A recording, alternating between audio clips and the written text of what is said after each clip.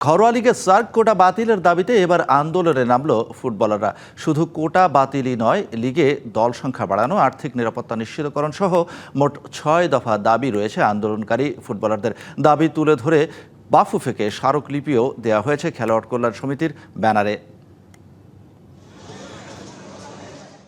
Bangladesh football লিগের ময়দানি লড়াইয়ের মধ্যে এবার আলোচনায় ফুটবলারদের আন্দোলন। সার্ক কোটা বাতিলের দাবিতে প্রায় অর্ধশতাধিক স্থানীয় খেলোয়াড় জড়ো হন বাফুফে ভবনে। ফুটবল খেলোয়াড় কল্যাণ সমিতির ব্যানারে নিজেদের দাবি তুলে ধরেন তারা।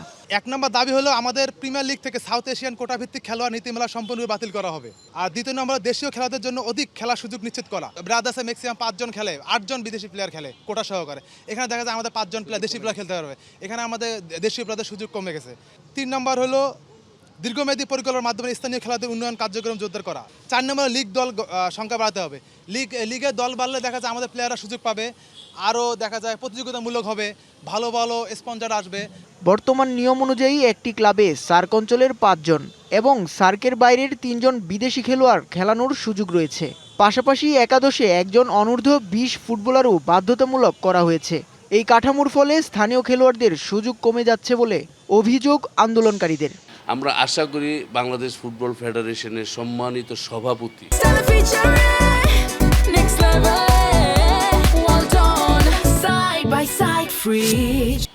উনি জিনিসটা আমলে আনবেন, বিশেষ করে জাতীয় দল করতে যেন আগামীতে কোনো সমস্যা না হয়। ওই পজিশনে যদি একটা লোকাল প্লেয়ার খেলে, হ্যাঁ, আমি মনে করি সে ভালো করবে।